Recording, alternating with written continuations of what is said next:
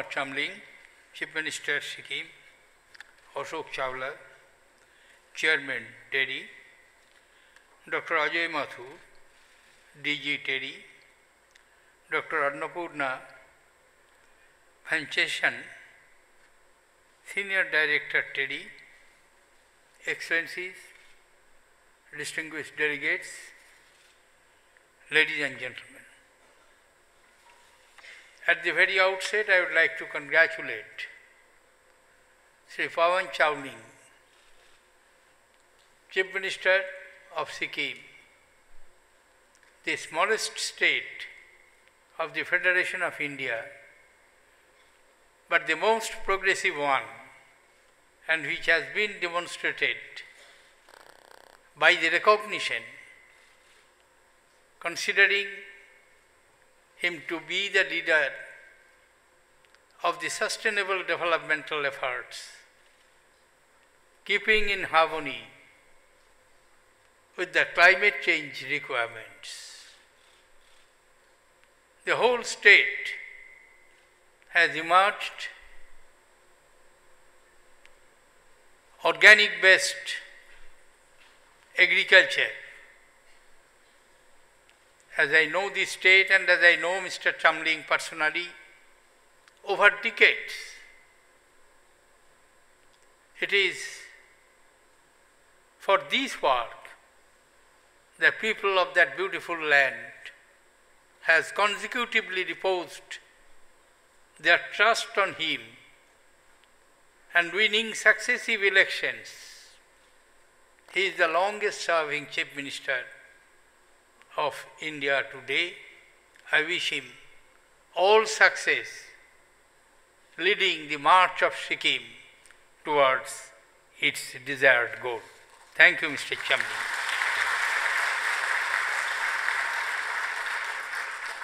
I am indeed very happy to have this opportunity of being invited to take part in this deliberation. First of all, I would like to congratulate TEDI, the Energy and Resource Institute, for initiating the conclave of great relevance. This global forum was evolved from the Delhi Sustainable Development Summit that was launched by TEDI in 2001.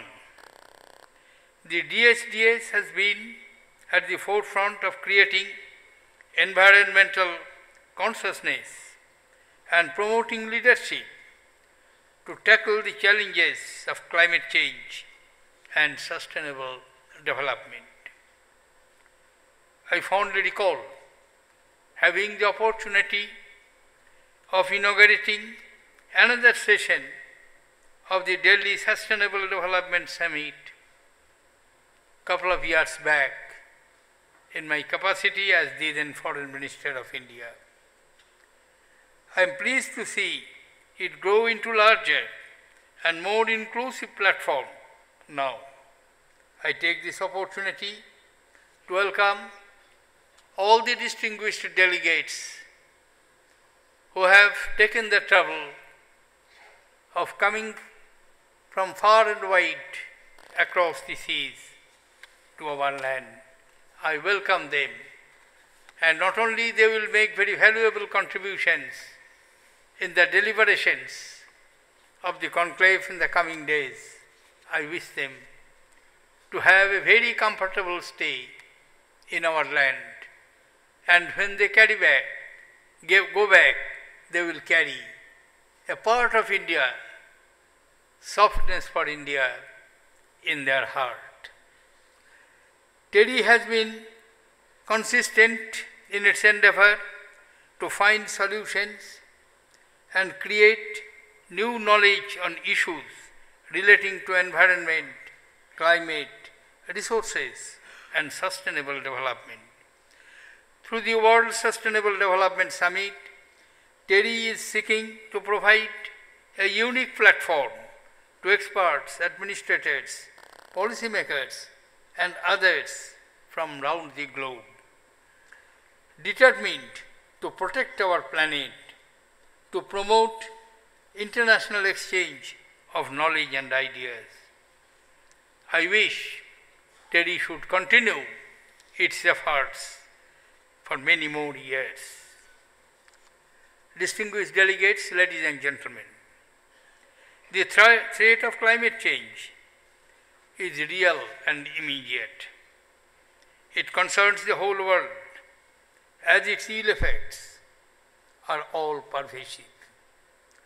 Developing economies like ours are more vulnerable to climate change, as these economies are closely tied to climate-sensitive sectors like agriculture and forestry.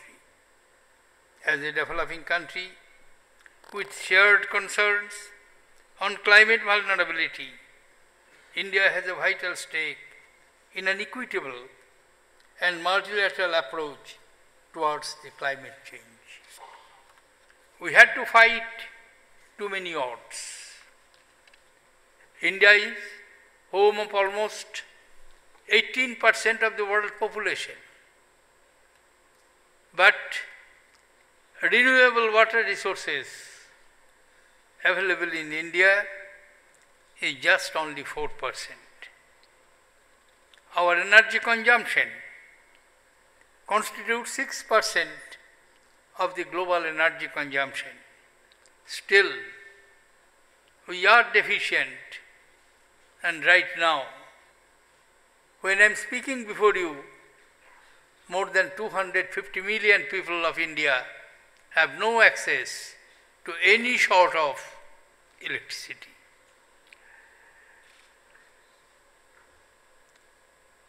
Resource constraints notwithstanding, we have worked hard to become the fastest growing economy amongst the major economies of the world. We have the capacity to clock sustained high growth, but growth is dependent on resource availability, especially energy. Factors such as demography, development and urbanization exert tremendous pressures on availability of resources. Large-scale utilization of resources leads to the depletion and also impacts adversely on the environment. This results is reduced availability of the resources for future growth, putting a question mark on the sustainability of the development of an economy. We need to follow a twin-tracked approach of limiting the rise of the climate change while ensuring the existence of sufficient resources to meet our future developmental requirements. This objective mandates the efficient use of Earth's natural resources. We should aim at creating a society that is prosperous but not wasteful. We should not encourage in waste making to create the artificial demand in the market. We should make use of our abundant renewable resources to create a society that is self-sustaining and mindful of its responsibility towards not only the present but the future generations. Under any circumstances, we should forget what we have today is inheritance from our predecessors, and we are just trustees. We shall have to leave these resources for the generation to come. We have no right to waste it wantonly. Therefore, our society must learn to exercise restraint in consumption while continue to use resources in moderation. I am tempted here to quote a few lines from the observations of Mahatma Gandhi. Many years ago, he observed, Mother Earth has enough resources to meet the need of everybody, but not the greed of everyone. We should remind this truth always. Distinguished delegates, ladies and gentlemen, promising initiatives have been taken both at the national and international levels aimed at addressing the challenges of the climate change. The adoption of the Paris Agreement and the Sustainable Development Goals in 2015 are but two crucial steps in this effect. They speak of the global acceptance of the view that all the people and countries of the world need to work together for our common future. India ratified the landmark Paris Agreement that it was reached at the 21st Conference of the Parties, and as President of the Republic I had the privilege just 4 days ago to ratify the Paris Agreement. I am glad that our ratification has occurred prior to the next Conference of Parties, and I hope that it will encourage other countries to follow suit.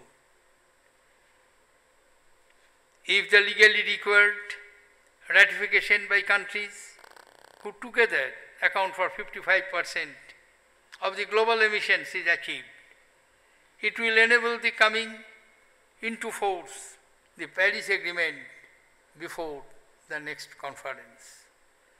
This will be a major boost to our fight against climate changes. I take this opportunity to compliment France for its effective leadership at the Paris Conference. Distinguished delegates, ladies and gentlemen, prior to the UN climate changes conferences in Paris in December 2015, all countries under the United Nations Framework Convention on Climate Changes were asked to publish their intended nationally determined contributions, INDCs, for reductions in greenhouse gas emissions. Our indices are ambitious, but if we can accelerate steps on the several fronts, it will be possible to achieve our target. The indices are complemented by the National Action Plan on Climate Change, which India adopted in 2008. The NAPCC sets out a comprehensive response to the challenges of the climate change through 8 missions. It includes both adaptation and mitigation goals, in addition to scientific research. The tasks have been set while recognizing the need to increase the standards of living of a vast majority of people and reducing their vulnerability to adverse impacts of climate change. Merely setting up of policies and missions, to my mind, is not adequate. It is the effective implementation and enforcement of these policies that is most critical. I would like to make a special mention of India's achievement in both renewable energy and energy efficiency. While our progress in these directions is globally significant, we have to continue pursuing more ambitious goals. Distinguished delegates, ladies and gentlemen, the world is facing challenges in all 3 dimensions of sustainable development: economic, social, and environmental. On the one hand, over 1.25 billion people are still living below the poverty line. On the other, patterns of unsustainable production and consumptions are endangering our planet's ecosystem. The threat presents us with an opportunity to work together. Global action built on the partnerships is required to achieve sustainable economic and social progress, inclusive growth and protection on the Earth's ecosystem. Both the nationally determined contributions and the Sustainable Development Goals impel us to look beyond national boundaries and act in solidarity rather than in silos. Collective actions indeed is necessary to address the shared concerns of our world. I am happy that through this World Sustainable Development Summit, TERI is taking a lead in providing a platform for sharing of experiences and for collaborating on strategies for result-oriented action.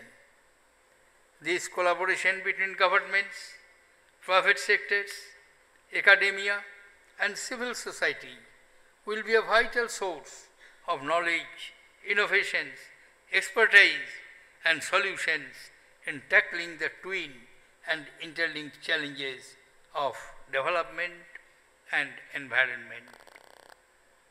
The theme of this summit, Beyond 2015, People, Planet, and Progress, these 3 P's are very important, which will motivate us to transform the way we think, work, and progress.